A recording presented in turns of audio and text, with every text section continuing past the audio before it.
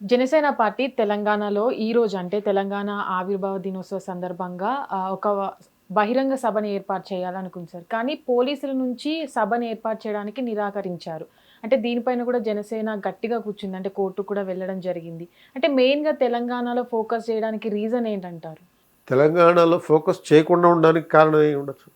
ఎందుకు హ్మ్. చేయకూడదు? ఈ దేశంలో ప్రతి పౌరుడికి పొలిటికల్ పార్టీ ఏర్పాటు చేసుకునే హక్కు ఉంది. హ్మ్. తన పొలిటికల్ ఐడియాస్ని వ్యక్తపరిచే హక్కు ఉంది. సో మరి ఆ హక్కు ఉన్నప్పుడు రాజకీయ ఓటు హక్కు ఉంది, తర్వాత రాజకీయ పార్టీని ఏర్పాటు చేసుకునే హక్కు ఉంది, ఎన్నికల్లో పాల్గొనే హక్కు ఉంది, అండ్ ఎన్నికల్లో పోటీ చేసే హక్కు ఉంది, ఎన్నికల ప్రచారం చేసే హక్కు ఉంది. మరి ఇన్ని హక్కులు ఉన్నప్పుడు ఎందుకు పెట్టకూడదు? కానీ ఎందుకు ఫోకస్ చేయకూడదు? కానీ గతంలో ఎప్పుడు గూడా అంటే ఇంత ఫోకస్ జేయలేదు. కానీ ఏదైతే ఇష్యూ జరిగిందో ప్రొఫెసర్ నాగేశ్వర్ ఇష్యూ తర్వాత మెయిన్‌గా అంటే ఈ రోజే ప్రత్యేకంగా సభ పెట్టాలని గూడా అనుకోవడం జరిగింది. అంటే దీనిపై. అప్పుడు జనసేన పార్టీ తెలంగాణలో ఎప్పుడు పెట్టారు? ఎప్పుడైతే పవన్ కళ్యాణ్ గారు ఒక టెంపుల్కి వచ్చి ఆ టెంపుల్కి కొన్ని కాంట్రిబ్యూషన్ చేయడం జరిగిందో ఆ సందర్భంగానే ఆవిర్భవించిందని చెప్పచ్చు. తెలంగాణలో వచ్చినట్టుగా చెప్పచ్చు. ఆ తర్వాత రకరకాల సమస్యలు ఆయన పరిష్కరించారు. హ్మ్. ఆ టెంపుల్కి టీటీడీ ద్వారా 35 కోట్లు ఇప్పించారు దాని డెవలప్మెంట్ కోసం. హ్మ్. అండ్ ఆ తర్వాత అంటే ఎప్పుడో పెట్టినటువంటి పార్టీ ఇది, హైలైట్ కాలే. హ్మ్. కానీ ఇప్పుడు ప్రొఫెసర్ నాగేశ్వరరావు గారు చేసినటువంటి వ్యవహారం వల్ల చిలికి చిలికి గాలివానై ఇప్పుడు ఇది ఎక్స్పోజర్ అయింది. హ్మ్. అంటే నిన్న మొన్నటి వరకు మీరు అన్నట్టుగానే ప్రొఫెసర్ నాగేశ్వరరావు ఉదంతం జరగక ముందు రోజు వరకు తెలంగాణలో జనసేన పార్టీ ఉందని ఎవరికి తెలియదు. అవును. ఆ సంఘటన జరిగిన తర్వాత ఈ పవన్ కళ్యాణ్కి అదృష్టం. అంటే పవన్ కళ్యాణ్ ఆయనే గతంలో చెప్పినట్టుగా ఆయనకి ఏది సులభంగా రాల.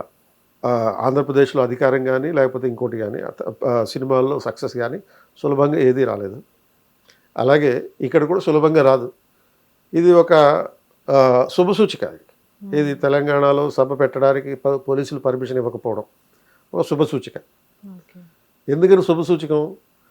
సింపుల్గా పెట్టేసేస్తే ఎవడో గమనించడు దాన్ని. ఈరోజు సభ ఉంది వచ్చేయండి అంటే ఎవడు గమనించకపోవచ్చు. హ్మ్.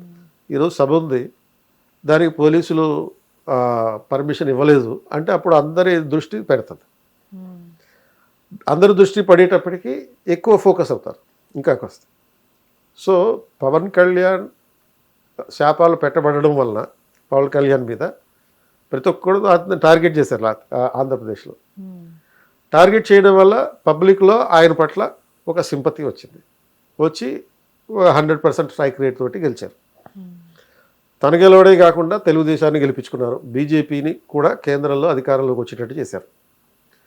ఓన్లీ ఒక 240 సీట్లతో ఉన్నటువంటి బీజేపీకి జీఎస్పీ అండ్ టీడీపీ కాంట్రిబ్యూషన్ కారణంగా ఫుల్ సపోర్టు వచ్చింది.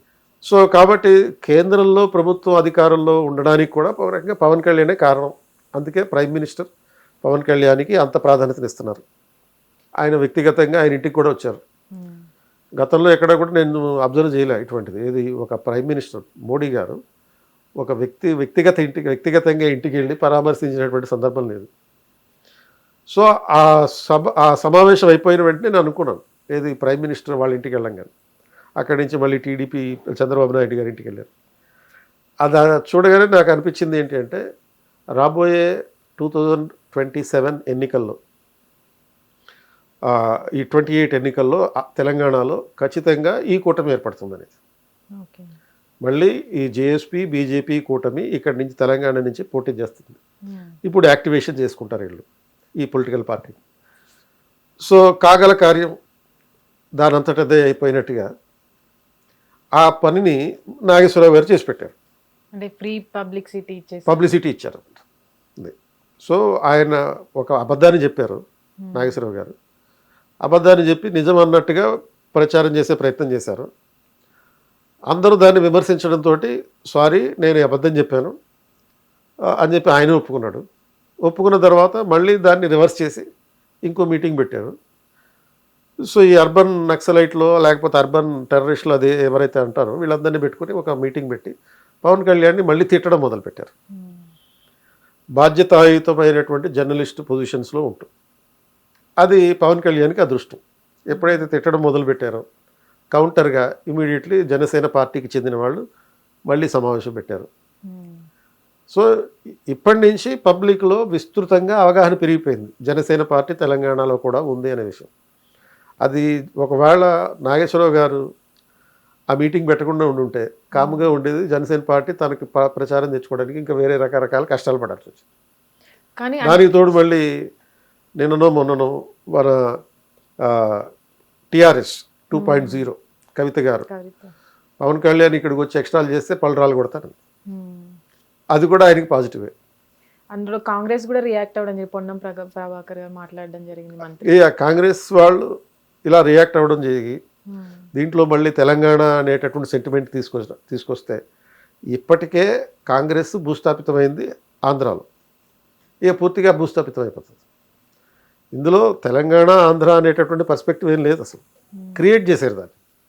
యాక్చువల్గా గొడవ ఏంటి, నాదెండ్ల మనోహర్ పవన్ కళ్యాణ్ వెళ్ళి హోమ్ మినిస్టర్ దగ్గరికి వెళ్ళి ఏదో మాట్లాడుకున్నారు. దీంట్లో ఆంధ్ర తెలంగాణ కాన్ఫ్లిక్ట్ ఏడుంది? ఎక్కడన్నా ఆంధ్ర తెలంగాణ కాన్ఫ్లిక్ట్ ఉందా? లేదు కదా. అంటే ఆ అంశం ఎందుకు వచ్చిందంటారు ఈ గొడవ? నాకే తెలియదు, వాళ్ళకైనా తెలుసో లేదో తెలియదు, నాగేశ్వరరావు గారికి కూడా ఆ విషయం తెలుసో లేదో తెలియదు నాకు. అసలు తెలంగాణ ఆంధ్ర అనే కాన్ఫ్లిక్ట్ ఎందుకు వచ్చింది వాళ్ళు చెప్పాలి, ఫస్ట్ అది తీసుకొచ్చిన వాళ్ళు చెప్పాలి. సో దీనికి మళ్ళీ పాసం యాదగిరి అనే సీనియర్ జర్నలిస్ట్ ఉన్నారు, ఆయన ఏమంటారు, పవన్ కళ్యాణ్ 5 పెళ్ళిళ్ళు అయినాయి అంటారు. ఓ లెక్క తీసుకున్నా కానీ 3 కదా అయినాయి, 5 పెళ్ళిళ్ళు. సో సరే 5 పెళ్ళిళ్ళు అయినాయి, అది రాజ్యాంగ విరుద్ధంగా చేసుకున్నాడా చట్ట విరుద్ధంగా చేసుకున్నాడా? ఒక పెళ్లి చేసుకున్నాడు, విడాకులు ఇచ్చాడు చట్టపరంగా, మళ్ళీ ఇంకోసారి పెళ్లి చేసుకున్నాడు, మళ్ళీ విడాకులు ఇచ్చాడు, ఇంకో పెళ్లి చేసుకున్నాడు. ఇవన్నీ చట్టబద్ధంగానే జరిగినాయి. రాజ్యాంగం ఏమైనా చెప్పిందా పెళ్లి చేసుకోవద్దని చెప్పి? చట్టపరంగా చేసుకోమని చెప్పింది. భార్య ఉండగా విడాకులు ఇవ్వకుండా ఇంకో పెళ్లి చేసుకుంటే నువ్వు జైలుకి వెళ్ళాలి. ఇవేమీ లేకుండా జస్ట్ క్లెయిమ్స్ చేసేయడం. అంటే ఏదైతే క్లెయిమ్స్ వైఎస్ఆర్సీపీ చేశారో వ్యక్తిగత జీవితంలోకి జోక్యం చేసుకొని అది వరం అవుతుంది ఆయనకి. వ్యక్తిగత జీవితం మీద దాడి చేస్తే అది వరం పవన్ కళ్యాణ్కి. కానీ ఆ రోజు వాళ్ళంతా కూడా ప్రెస్ క్లబ్లో పెట్టడానికి మెయిన్ రీజన్ వాళ్ళు చెప్పుకొచ్చేది ఏంటంటే, గతంలో కూడా ఆంధ్రప్రదేశ్లో అంటే ఒక జర్నలిస్ట్ ఆంధ్రప్రదేశ్ రాజకీయాల గురించి మాట్లాడినందుకు తనపైన కేసులు పెట్టి అక్కడ ఆంధ్ర పోలీసులు వచ్చి ఇక్కడ అరెస్ట్ చేయడం జరిగింది. ఇప్పుడు కూడా అంటే ఒక పొలిటికల్ అనాలిసిస్ అయినటువంటి నాగేశ్వరరావు పైన ఇట్లాంటి కేసులు పెట్టి ఆంధ్రాలో కేసులు పెట్టి వాళ్ళు వచ్చి ఇక్కడ పెత్తనం చేస్తున్నారంటే, వేరే స్టేట్ వాళ్ళు తెలంగాణ పైన ఇలా పెత్తనం చేయడం ఏంటి అని అక్కడ మాట్లాడిన వ్యక్తులు వాళ్ళంతా. అంటే ఇక్కడ తెలంగాణ అనేది వచ్చిందని అందరు అభిప్రాయపడుతున్నారు. దాని తర్వాత తెలంగాణ అని అది గాలివాన అయిపోయి తర్వాత జనసేన పార్టీ వాళ్ళు ప్రెస్ మీట్ పెట్టి అది ఇంకొంచెం మరికొంత తెలియదు. దాని తర్వాత పవన్ కళ్యాణ్ గారి వ్యక్తిగత జీవితం దగ్గర నుంచి మళ్ళీ అంటే గతంలో పవన్ కళ్యాణ్ గారు తెలంగాణ వచ్చిన తర్వాత 2 రాష్ట్రాలు విడిపోయిన తర్వాత నేను 11 రోజులు అన్నం తినలేదన్న వాటిని కూడా దీంట్లో తీసుకొస్తున్నారు. అందువల్ల నెగిటివిటీ పెరుగుతుంది అని అనుకోవచ్చు. పాజిటివిటీ పెరుగుతుంది. పబ్లిక్ ఇప్పుడు తెలంగాణ సెంటిమెంట్ అనేటటువంటి విషయంలో అంత మూర్ఖంగా ఏమి లేరు. ఎవరు చెప్తే అది వినేటటువంటి పరిస్థితి లేదు. తెలంగాణ ఏర్పడింది, తెలివిగా వ్యవహరిస్తున్నారు. సో నిధులు నియామకాలు ఏవి వాళ్ళకి ఉన్నాయి, వాళ్ళకే ఉన్నాయి. అన్నిటికన్నా మీరు చెప్పినటువంటి ఫస్ట్ పాయింట్, ఒక తెలంగాణ అనలిస్ట్ నాగేశ్వరరావు గారు అన్నారు. సో ఆయన అనలిస్టా తెలంగాణ అనలిస్టా? ఫస్ట్ అది క్లారిటీ కావాలి. తెలంగాణ పొలిటికల్ అనలిస్ట్ అంటే తెలంగాణ అప్పుడు ఏం చేయాలి? ఓన్లీ తెలంగాణ విషయాలు మాట్లాడాలి. ఆయన ఓవరాల్ మరి అప్పుడు ఏమనాలి? మీరు అనలిస్ట్ అనాలి. ఓకే, తెలంగాణ అనలిస్ట్ అన్నారు అనుకోండి, ఏమవుతుంది? He has to talk only about Telangana, not about AP or Iran, Iraq, America ఇటువంటి వాటి గురించి మాట్లాడకూడదు.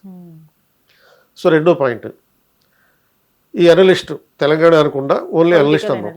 ఈ అనలిస్ట్ ఒక వ్యాఖ్యలు చేశాడు. వ్యాఖ్యలు చేసినప్పుడు పోలీస్ కేసు పెట్టారు, నా పరువు పోయింది అని చెప్పి. పోలీస్ కేసు పెట్టకూడదు అని చెప్పి రాజ్యాంగంలో ఉందా, చట్టంలో ఉందా? ఒక విశ్లేషణ చేసినప్పుడు, ఇప్పుడు సపోజ్ నేను ఈ మాట అంటున్నాను, నేను ఈ మాట అనడం నాగేశ్వరరావు గారి ఫ్యాన్స్కి నచ్చదు. నచ్చినప్పుడు వాళ్ళు నా మీద కేసు పెట్టారనుకోండి, కేసు పెట్టచ్చో పెట్టకూడదా? పెట్టచ్చు. ఆర్ నా మీద ట్రోలింగ్ చేయొచ్చు. మీ యూట్యూబ్ ఛానల్లో ఉన్నటువంటి కామెంట్స్లో నాన్న ట్రోలింగ్ చేయొచ్చు. నా అభిప్రాయం చెప్పడం నా హక్కు, ఆర్టికల్ 19(1)A ప్రకారం. ట్రోలింగ్ అనే పదాన్ని ఉపయోగిస్తున్నాం తప్ప వాళ్ళ అభిప్రాయం చెప్పడం వాళ్ళ హక్కు. కానీ ఆ అభిప్రాయం ఎలా ఉండాలి? నా పరువు నష్టం కలిగించకుండా ఉండాలి. సో నేను కమెంట్ చేసినప్పుడు అవతల వ్యక్తి కమెంట్ చేశాడు, నాకు నచ్చలేదు అది. నాకు నచ్చలేదు కాబట్టి నేను కేసు పెట్టొచ్చా పెట్టకూడదా? ఆ ట్రోలింగ్ చేసినోడు మీద పెట్టొచ్చు. ట్రోలింగ్ చేసినోడు నా మీద కేసు పెట్టొచ్చు. నేనేం చెప్పాలి? నేనేం చేయాలి? కేసులు పెట్టి నా గొంతు పీసుకేస్తున్నారని చెప్పకూడదు. కోర్టుకి వెళ్ళాలి. కోర్టుకి వెళ్ళి నేను చేసిన ఆర్గ్యుమెంట్ ఇది, ఈ ఆర్గ్యుమెంట్కి ఆధారం ఏంటి అని నేను నిరూపించాలి. కాబట్టి నాదేమీ తప్పులేదు, కేసు పెట్టాను కాబట్టి, కేసు పెట్టించుకున్నాం కాబట్టి నీదేమీ తప్పులేదు అని నిరూపించుకోవాలి కోర్టులు. అంతే తప్ప నువ్వు నేనే నా ఒక్కడికే వాక్ స్వాతంత్రం, నీకు స్వాతంత్రం లేదు అని అన్న మూర్ఖత్వం, ప్రజాస్వామ్యబద్ధం కాదు. ఇప్పుడు తులసి చంద్ గారు ఉన్నారు అదే మీటింగ్లో, ఆవిడేమన్నారు, how dare you TDP you troll అన్నారు. అంటే నీకు ఎంత ధైర్యం ట్రోలింగ్ చేయడానికి? ధైర్యం ఎందుకు? అది రాజ్యాంగం ఇచ్చినటువంటి ధైర్యం. అదే ఆర్టికల్ 19(1)లోనే ట్రోలింగ్ చేసే అధికారం ఇచ్చింది. నీకు అది ఆ ట్రోలింగ్ నచ్చలేదు, ఏం చేయాలి? పోలీస్ కేసు పెట్టాలి. వాళ్ళు పోలీసులు ఏం చేస్తారు? విచారణ జరుపుతారు, ప్రైమరీ విచారణ జరుపుతారు, ప్రైమా ఫేషి ఇన్వెస్టిగేషన్ చేస్తారు. ప్రైమా ఫేషి ఇన్వెస్టిగేషన్ చేసి ఇందులో సంబద్ధమై ఈ కేసు పెట్టడం కరెక్టే అనుకుంటే కేసు పెడతారు, కోర్టుకి వెళ్తుంది. వెంటనే వచ్చి అరెస్ట్ చేయరు. సెక్షన్ 42 ప్రకారం ముందు నోటీస్ ఇస్తారు. నోటీస్ ఇచ్చి ఇగో నువ్వు పోలీస్ స్టేషన్కి వచ్చి నీ మీద కేసు పెట్టబడింది, వచ్చి సమాధానం చెప్పంటారు. సో నువ్వు లాయర్ని పంపించవచ్చు, నువ్వు డైరెక్ట్గా వెళ్ళాల్సిన అవసరం లేదు, లాయర్ ద్వారా వెళ్ళొచ్చు. ఆ తర్వాత కేసు ఛార్జ్ షీట్ వేస్తారు. ఛార్జ్ షీట్ వేసిన తర్వాత కోర్టుకి వెళ్తుంది. కోర్టులో ఇప్పుడు తులసి చంద్ గారి ఆర్గ్యుమెంట్స్ కరెక్ట్ అనుకోండి, అప్పుడు ట్రోలింగ్ చేసిన మీద 3 ఏళ్ళు జైలు శిక్ష పడుతుంది. తప్పుడు ఆధారాల ఆధారంగా నా ట్రోలింగ్ చేశారు, నా పరువు నష్టం చేశారు. ట్రోలింగ్ చేసినోడికి అధికారం ఉంటుంది, హక్కు ఉంటుంది ఈ తులసి చంద్ మీద కేసు పెట్టడానికి. నిరాధారమైనటువంటి వ్యాఖ్యలు చేస్తున్నారు, అనాలిసిస్ చేస్తున్నారు, దానివల్ల నా పరువు పోయింది. సో ఇందులో పరువు పోయినప్పుడు 2 రకాల కేసులు పెట్టచ్చు. అంటే డిఫమేషన్ కేసు అంటుంది, criminal defamation, civil defamation. Civil defamation అంటే పరువు నష్టం దావా వేసి నా పరువు తీసినందుకు 1 లక్ష రూపాయలు, 10 కోట్లు, 100 కోట్లు నాకు ఇవ్వాలి నువ్వు అని. ఆర్ క్రిమినల్ డిఫమేషన్ అంట. ఆ క్రిమినల్ డిఫమేషన్ అంటే ఏంటి? నా పరువు తీస్తావు నువ్వు, ప్రతీకారంగా నువ్వు జైలుకి పంపించాలి. కేసు పెట్టి నీకు నచ్చకపోతే అది పెట్టు. సో నీకు మాట్లాడే హక్కు ఉన్నప్పుడు నాకు ఉంటుంది. కానీ ఆ రోజు ఆమె అంటే తులసి చంద్ గారు మాట్లాడింది కూడా మనం వింటే, ఆ రోజు చెప్పింది ఏంటంటే పొలిటికల్ అనాలిసిస్ట్గా ఉన్న అతన్ని ఒక టీడీపీ అఫీషియల్ వెబ్సైట్లో వేరే పార్టీ అంటే వైఎస్ఆర్సీపీ పార్టీ కండువా వేసి నుంచోబెట్టి ట్రోల్ చేయడం ఎంతవరకు కరెక్ట్? కానీ ఏపీలో ఉన్న కొన్ని పొలిటికల్ సంబంధించిన ఇష్యూస్ పై మాట్లాడాలన్నా కూడా ఈ మధ్య అంటే ట్రోల్స్ పెరిగిపోవడం వల్ల భయపడే పరిస్థితులు వస్తున్నాయి. జర్నలిస్టులు కూడా ఎవరు మాట్లాడలేకపోతే ట్రోలర్స్కి చేయొద్దా, ట్రోలింగ్ చేయొద్దా? అంటే విపరీతంగా అంటే చేయాల్సిన, అప్పుడు ఏం చేయాలి? కేసు పెట్టాలి. అంతే తప్ప నువ్వు ట్రోలింగ్ చేయొద్దు అనకూడదు. నీకు అనలిస్ట్కి ఎంతైతే హక్కు ఉందో ట్రోలింగ్ చేసేవాడికి కూడా అంతే హక్కు ఉంది. కాబట్టి ఇద్దరు మీ పరస్పరం నువ్వు ఒక మాట ఇంటర్నెట్లో నువ్వు అన్నప్పుడు you are not safe under any circumstances. When you have entered the internet you have to be ready for everything. So ఆ ధైర్యం ఉండాలి. అనలిస్ట్ అని, లేకపోతే సీనియర్ జర్నలిస్ట్ అని, మేధావి అని, ప్రొఫెసర్ అని నిన్ను ట్రోలింగ్ చేయకుండా ఎవడాగడు. నువ్వు మనిషివే, నీకు వాక్ స్వాతంత్ర హక్కు ఉంది మనిషిని కాబట్టి అని చెప్పి అన్నప్పుడు అవతలోడు కూడా అదే ఉంటాయి. అంటే చివరిగా సార్ ఏదైతే జనసేన పార్టీ ఉందో, జనసేన పార్టీ తెలంగాణలో అంటే ముందుకు సాగుతుందా అంటే ఈ పరిస్థితులను బట్టి? ఇప్పుడు కవిత గారు చేసిన వ్యాఖ్యలు, నాగేశ్వరరావు సంఘటన, వీటన్నిటి వల్ల రావాల్సిన హైప్ వచ్చేసింది. సో హైప్ వచ్చేసింది కాబట్టి ఇక నెక్స్ట్ ఏంటి? పర్మిషన్ ఇవ్వలేదు మీటింగ్. అంటే ఆ హైప్ అనేది పవన్ కళ్యాణ్ గారికి సినిమాలో ఉన్నప్పటి నుంచే ఫ్యాన్ బేస్ అనేది అప్పటి నుంచే ఉంది. కానీ ఏపీలో చూసుకున్నట్లయితే అక్కడ కూడా పొత్తు పెట్టుకొని ముందుకెళ్ళడం వల్ల అక్కడ గెలవడం జరిగింది, డిప్యూటీ సీఎం అయ్యారు. అంటే అది ఇక్కడ వర్కౌట్ అవుతుంది అంటారా? ఇప్పుడు మామూలుగా పొలిటికల్ ఫ్యాన్స్ వేరు, సినిమా ఫ్యాన్స్ వేరు. కాబట్టి ఒక సందర్భంలో ఆయన ఓడిపోయాడు ఆయనతో సహా. బట్ పోరాటం చేశాడు, పోరాటం చేసి అధికారంలోకి వచ్చాడు. 2 ఏళ్ల అడ్మినిస్ట్రేటివ్ ఎక్స్పీరియన్స్ చూపించాడు. గవర్నెన్స్ తనుంటే ఏ విధంగా ఉంటుంది, పరిపాలన తనుంటే ఏ విధంగా ఉంటుంది అనేటటువంటిది ఆంధ్ర ప్రజలకి రుచి చూపించాడు. తెలంగాణ ప్రజలు చూస్తూనే ఉన్నారు దాన్ని. సో కాబట్టి ఇటువంటి నాయకుడు ఒకటి వస్తే, ఇటువంటి పార్టీ ఒకటి మనకు కూడా వస్తే మార్పు ఉంటుందనేటటువంటి ఒక ఐడియా వీళ్ళకి ఉంటుంది కదా ఇక్కడ యూత్కి. ఎందుకంటే జనసేన పార్టీకి ఎక్కువ ఫ్యాన్స్ ఎవరు? యూత్. యూత్. సినిమా అనేది ఉపయోగపడుతుంది. బట్ మనం పవన్ కళ్యాణ్ గారి సినిమా హిస్టరీ చూస్తే 25, 26 సినిమాలు ఉన్నాయి మొత్తం మీద. 5, 6 హిట్లు ఉంటాయేమో. మ్యాక్సిమం ఆయనకు ఉన్నాయన్నీ ఫ్లాప్లే. అయినా కానీ అతనికి ఉన్నటువంటి చరిష్మా ఎక్కడి నుంచి వచ్చింది? పబ్లిక్ సర్వీస్ యాటిట్యూడ్ అనేటటువంటి పర్స్పెక్టివ్. ప్రజల కోసం ఏదైనా చేస్తాను అనేటటువంటి ఒక నరేటివ్ బిల్డ్ చేయగలిగాడు కాబట్టి ప్రజలు దాన్ని విశ్వసిస్తున్నారు. ప్రత్యక్షంగా ప్రజలకి సమస్యలు ఉన్నప్పుడు వ్యక్తిగతంగా వెళ్ళి సపోర్ట్ చేస్తున్నాడు. సో నల్గొండలో ఒక వాటర్ ప్రాబ్లం ఉంటే దాన్ని పరిష్కరించే ప్రయత్నం చేశాడు వ్యక్తిగతంగా. ఇవన్నీ పబ్లిక్ అబ్జర్వ్ చేస్తారు, తెలంగాణ వాసులు ఖచ్చితంగా అబ్జర్వ్ చేస్తారు. సో పబ్లిక్కి ఆల్టర్నేటివ్ అనేది ఎప్పుడూ కూడా అవసరమే. ఇప్పుడు గతంలో ఓన్లీ కాంగ్రెస్, బీజేపీ అనేటటువంటి పాయింట్ ఆఫ్ వ్యూలో ఉన్నప్పుడు, ఇప్పుడు ఆంధ్రప్రదేశ్లో only Congress, Telangana TDP or YCP అన్నప్పుడు జనసేన పార్టీ వెళ్ళింది, ఒక ఆల్టర్నేటివ్ అయ్యింది అండ్ చేంజ్ ఫ్యాక్టర్ అయింది అక్కడ. యాక్చువల్గా మార్పుకి కారణమైంది.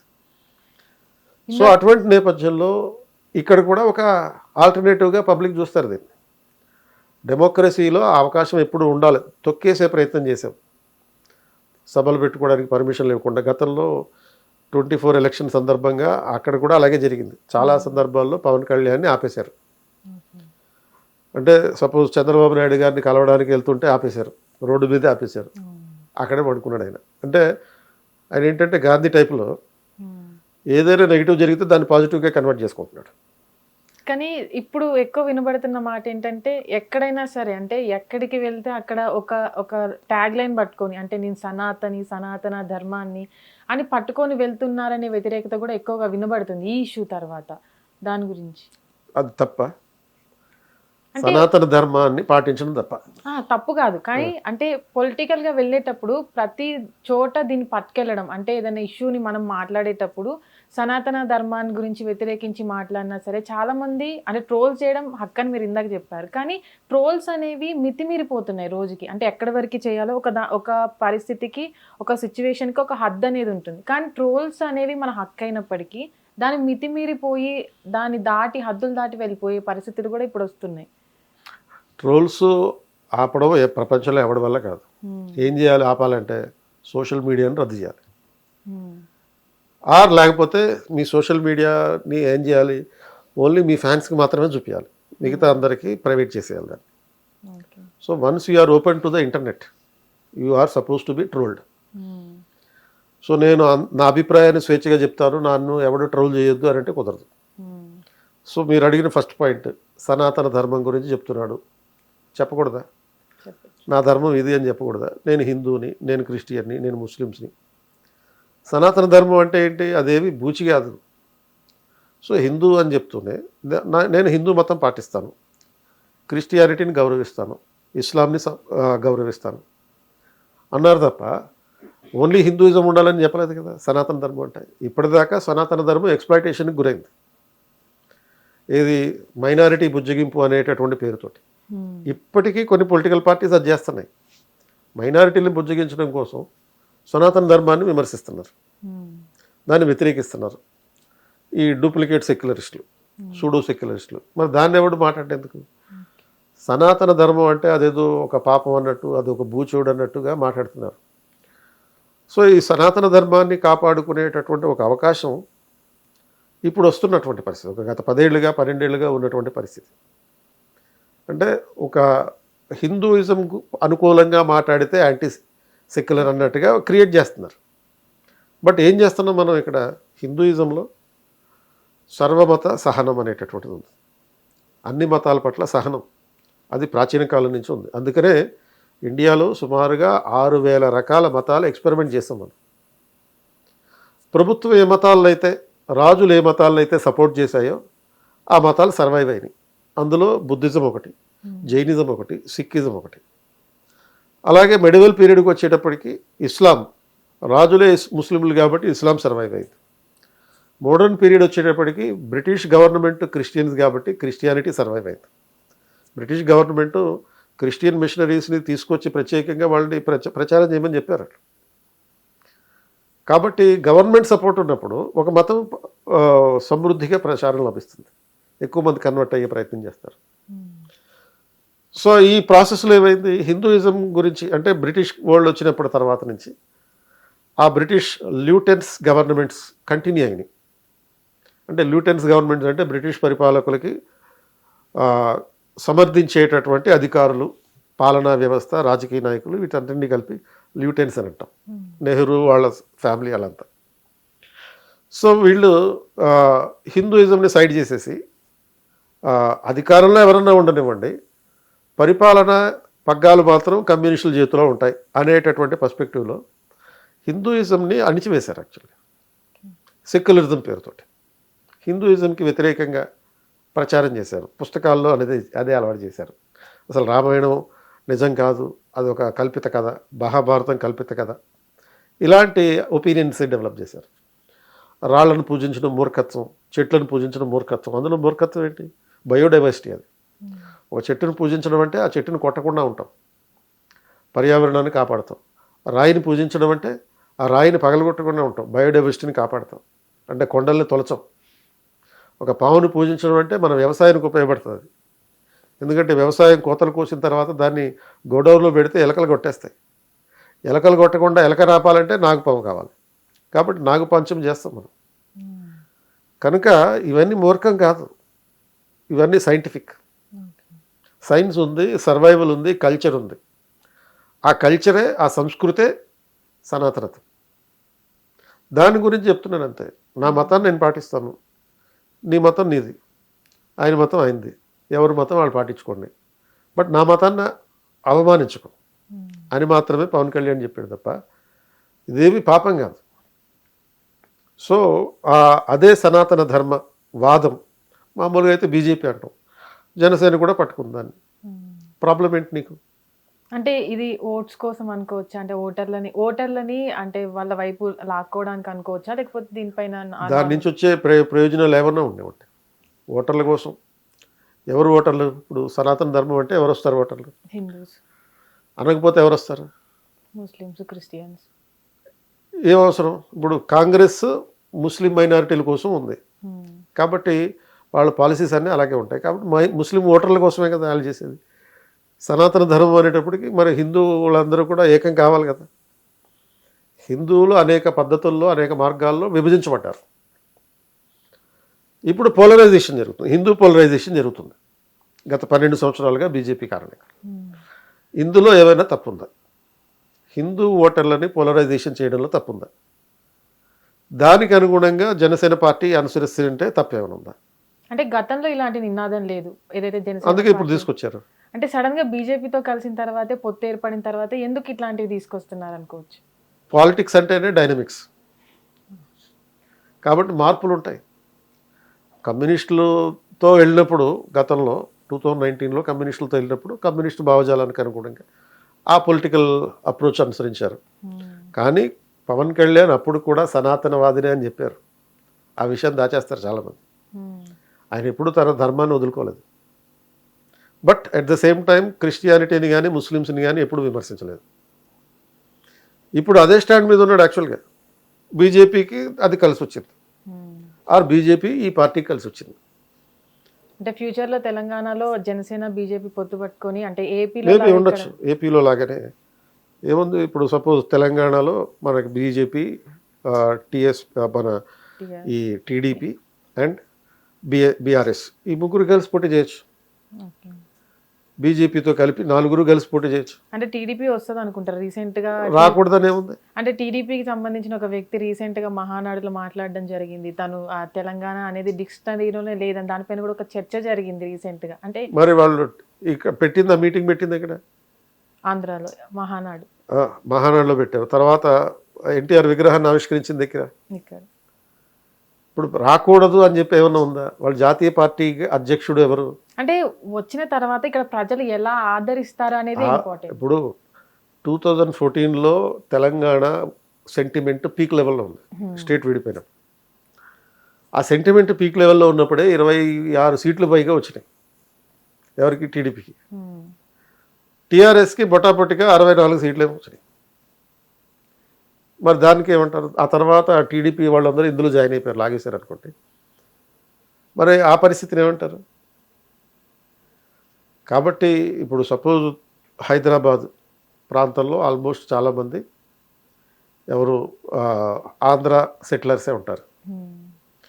ఇందులో కొంతమంది టీడీపీ ఫ్యాన్స్ ఉంటారు, మనకి కూకట్పల్లి ఆ వైపు అంతా కూడా. అదేవిధంగా మనకి కొన్ని జిల్లాల్లో కూడా, మహబూబ్ నగర్ జిల్లా కావచ్చు, ఆర్ నిజామాబాద్ కావచ్చు, ఇటువంటి బోధన్ లాంటి ప్రాంతాలు కావచ్చు, అక్కడ కూడా టీడీపీ ఫ్యాన్స్ చాలామంది ఉన్నారు. సో వాళ్ళు పోటీ చేస్తారా పోటీ చేయరా సెకండరీ, ముందు వాళ్ళకి అవకాశం, హక్కు అయితే ఉంది కదా పోటీ చేసే హక్కు. ఆ హక్కును ఉపయోగించుకోండి. బలవంతంగా వీళ్ళని ఎలగొట్టేద్దాం అనేటటువంటి పాయింట్ కాకుండా, మీరు వస్తే మీ మీద దాడి చేస్తాం, మీరు వస్తే మీ చుట్టూ ఇల్లు చుట్టూ ముట్టడిస్తాం, ఇలాంటి బెదిరింపులుగా కాకుండా ప్రజాస్వామ్య పద్ధతిలో నువ్వు వస్తే నీ పళ్ళరాలు కొడతా, ఇటువంటివి ఉండకూడదు. అంటే డెమోక్రసీలో ఉన్నప్పుడు డెమోక్రటిక్గానే చేయాలి, నియంతృత్వంలో ఉన్నప్పుడు పళ్ళరాలు కొట్టేయాలి. సో మీకు క్లారిటీ ఇవ్వాలి, మీది డెమోక్రటిక్ పార్టీయా ఆర్ డిక్టేటర్షిప్, ఆ క్లారిటీ ఇవ్వాలి. సో ప్రజలకి ఆ ఛాన్స్, పళ్ళరాలు కొట్టే ఛాన్స్. ఇండివిజువల్గా ఒపీనియన్స్ చెప్పకుండా, పర్సనల్గా నీ ఒపీనియన్ ఓకే, నువ్వు పళ్ళరాలు కొట్టేస్తావు, మరి ఆ పళ్ళు రాలగొట్టే ఉద్దేశం ప్రజలందరికీ ఉందా లేదా? ప్రజలకి అవకాశం ఇచ్చి ఓట్ల రూపంలో పళ్ళు రాలగొట్టేమనంట. అంటే ఉందంటారా జనసేనకి తెలంగాణ? లేదంటారా మీరు? అంటే ఇప్పటి వరకు ఉన్న సిచ్యువేషన్, అంటే ఈ ఇష్యూ బయటికి రాకముందు అసలు జనసేన తెలియదు లేదు అని మీరే ఉందనే విషయం లేదు, ఇప్పుడు తెలిసింది. ఓకే, యూత్ అంతా మ్యాక్సిమం అంటే సపోజ్ అట్లీస్ట్ 20%, 10% యూత్ వాళ్ళకి సపోర్ట్ ఉంటే సరిపోద్ది కదా. పవన్ కళ్యాణ్ ఏమో ఇప్పటికిప్పుడు ప్రధానమంత్రి ముఖ్యమంత్రి తెలంగాణకి అవ్వడు, ఆ పార్టీ అవుతుంది. ఆ పార్టీ తరపున ఉండేటటువంటి ఒక నాయకుడు ముఖ్యమంత్రి అవుతాడు. ఎలా అయితే ఆమ్ ఆద్మీ పార్టీ పంజాబ్లో ఆయన అయిపోలేదు కదా ముఖ్యమంత్రి, వేరే వాడిని పెట్టింది. సేమ్ ఇక్కడ కూడా అదే జరుగుతుంది. ఆయనకు ముఖ్యమంత్రి కానీ డిప్యూటీ చీఫ్ మినిస్టర్ కానీ అయ్యే ఉద్దేశమే లేదు ఇక్కడ. కాబట్టి ఇక్కడ ఉన్నటువంటి స్థానికుడు ఎవరైతే ఉంటారో, మేబీ ప్రాబబ్లీ అది ఒక బీసీ నాయకుడు కావచ్చు, ఎస్సీ నాయకుడు కావచ్చు, ఎస్టీ నాయకుడు కావచ్చు. ఇప్పటిదాకా ఒక బీసీ, ఎస్సీ, ఎస్టీ నాయకులకి ముఖ్యమంత్రి అయ్యే అవకాశం రాలా, అటు ఉమ్మడి ఆంధ్రప్రదేశ్లో కానీ డివైడెడ్ ఆంధ్రప్రదేశ్లో కానీ ఎవరికి రాలేదు. సో రెడ్డీస్ కానీ లేకపోతే చౌదరీస్ కానీ మాత్రమే ముఖ్యమంత్రులు అయ్యారు, కాపులకి లేదు. వైనాట్ ఏ బీసీ, వైనాట్ ఎన్ ఎస్సీ, ఎస్టీ?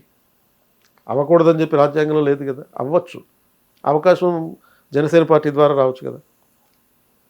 కాబట్టి అవకాశం ఇవ్వండి. ఏదో తెలంగాణ వాదం అనే పేరుతోటి పళ్ళరాలు కొట్టేస్తా, ఎల్లగొడతా, ఇళ్ళు చుట్టుముడతా, ఇలాంటి బెదిరింపులు undemocratic. Okay sir, thank you. చూసారు కదా, మరొక ఇంటర్వ్యూతో మళ్ళీ కలుద్దాం. అంతవరకు చూస్తూనే ఉండండి hit TV. Hit TV app, ఇందులో short news, live news, entertainment shows, movies, digital magazines తో పాటు మీ జిల్లా వార్తలను కూడా ఫ్రీగా చూడొచ్చు. ఇంకెందుకు ఆలస్యం, వెంటనే హిట్ టీవీ యాప్ ని డౌన్లోడ్ చేసుకుని ఫ్రీగా ఎంటర్టైన్మెంట్ పొందండి. Hit TV app, hit TV app, please download hit TV app. Hit TV app ని ఫ్రీగా డౌన్లోడ్ చేసుకుని ఎంజాయ్ చేయండి. మీకు నచ్చిన ఎంటర్టైన్మెంట్ కోసం హిట్ టీవీ యాప్ ని ఫ్రీగా డౌన్లోడ్ చేసుకుని ఎంజాయ్ చేయండి. హిట్ టీవీ యాప్ ని డౌన్లోడ్ చేసుకుని ఆస్వాదించండి, ఆశీర్వదించండి. ఇంతమంది సెలబ్రిటీలు హిట్ టీవీ యాప్ ని డౌన్లోడ్ చేసుకోండి అని చెప్తున్నారంటే ఎంత మంచి యాప్ ఆలోచించండి. అమెరికా అమెరికా అమెరికా అమెరికాలో చదవాలనుకునే వాళ్ళకి విశ్వసనీయమైన పేరు మన శౌర్య కన్సల్టెన్సీ. UK లో 1 year masters, UK లో 1 year masters, 2 years work permit up to 5 years visa. Contact Saurya Consultancy. Contact 89851 89851.